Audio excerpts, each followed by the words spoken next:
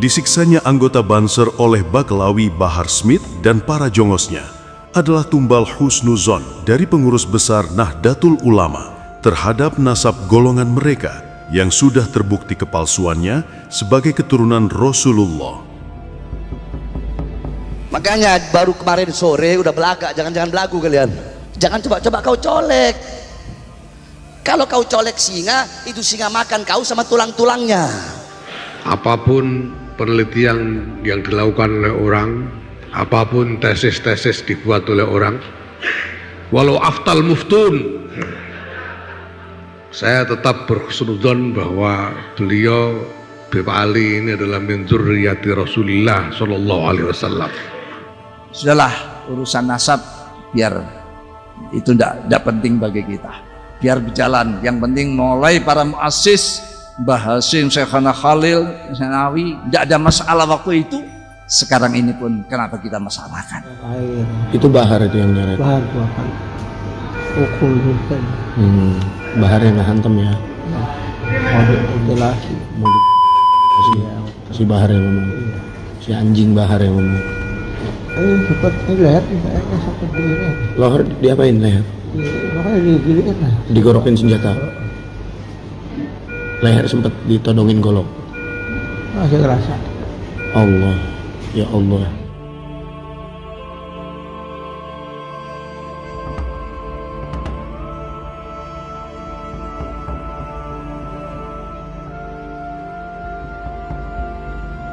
Kasus penyiksaan terhadap anggota Banser yang dilakukan oleh seorang manusia yang menurut orang-orang pengurus besar Nahdlatul Ulama, manusia biadab penyiksa anggota Banser itu adalah keturunan Rasulullah.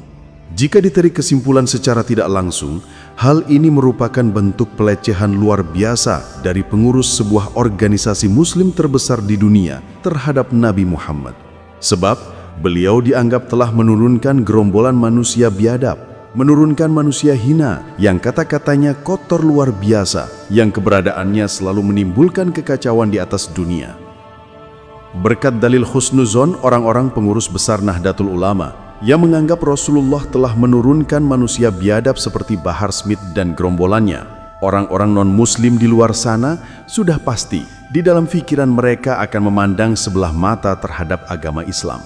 Sebab ternyata nabinya saja dalam pandangan mereka telah menurunkan gerombolan manusia-manusia durjana di atas dunia.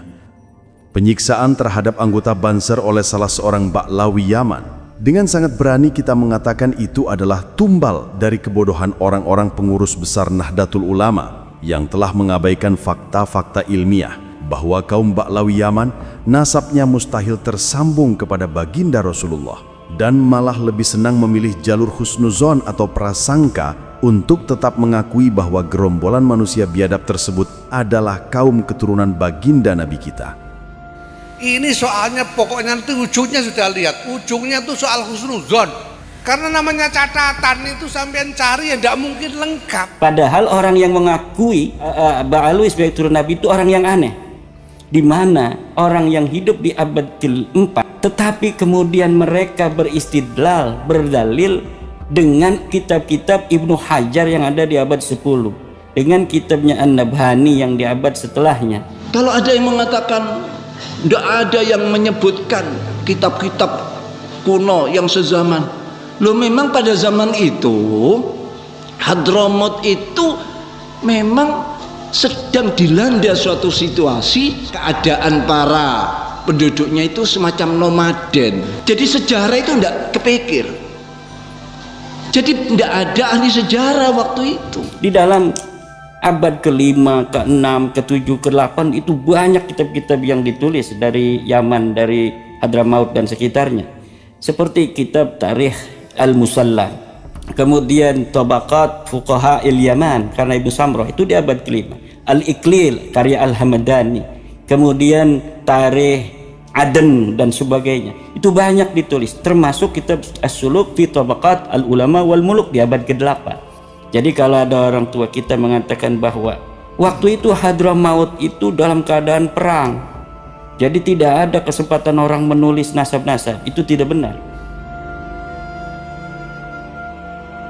Dari awal kita berjuang menyuarakan kajian ilmiah Kiai Haji Imaduddin Usman yang telah menemukan fakta-fakta ilmiah bahwa kaum Habib mustahil tersambung nasabnya kepada Rasulullah adalah karena kita sudah melihat fenomena ini jauh sebelumnya, bahwa pengakuan umat Islam bangsa Nusantara terhadap golongan Baklawi Yaman sebagai zuriat Rasulullah sungguh daya rusaknya sangat luar biasa terhadap cara beragama dan bernegara umat Islam di Indonesia.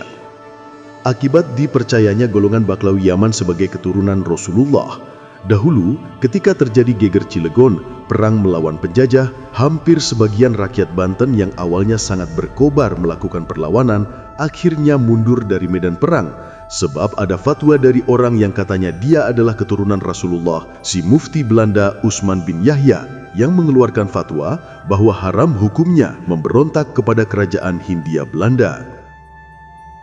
Akibat dipercayanya golongan Baklawi Yaman sebagai keturunan Rasulullah, Habib Ahmad bin Abdullah bin Ismail Al-Aidid alias DN Aidid di Jawa, Habib Sofyan Barakbah dan Habib Fahrul Barakbah di Kalimantan, mereka berhasil menghasut umat Islam agar masuk ke dalam Partai Komunis Indonesia, sehingga PKI yang berideologi komunis tersebut berkembang sangat besar dan menjadi pesaing utama Partai Nahdlatul Ulama.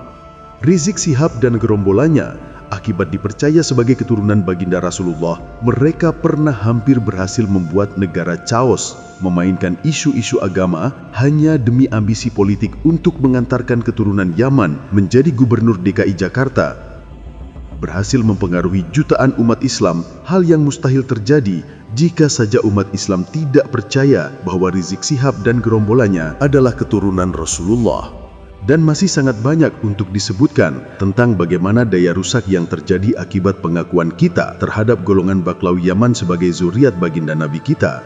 Pembelokan sejarah, tokoh-tokoh besar pribumi yang diklaim orang dari golongannya, menjadikan golongan mereka sebagai golongan dengan kasta tertinggi di bumi Nusantara. Itu semua adalah daya rusak atau kemadorotan luar biasa ketika umat Islam pribumi percaya bahwa golongan manusia bajingan tersebut adalah kaum keturunan baginda Nabi kita. Dan sekarang, ketika kita, kader-kader Nahdlatul Ulama, berusaha melawan kejahatan dari gerombolan mereka, yang notabene kita ingin mengangkat derajat kaum pribumi agar tidak terus-terusan menjadi korban kejahatan dari golongan mereka, orang tua kita di pengurus besar Nahdlatul Ulama malah menganggap kita musuh, dijelek-jelekan, bahkan digoblok-goblokan ketika kita ikut bersuara bahwa secara fakta ilmiah memang mustahil Baklawi Yaman nasabnya tersambung kepada baginda Rasulullah.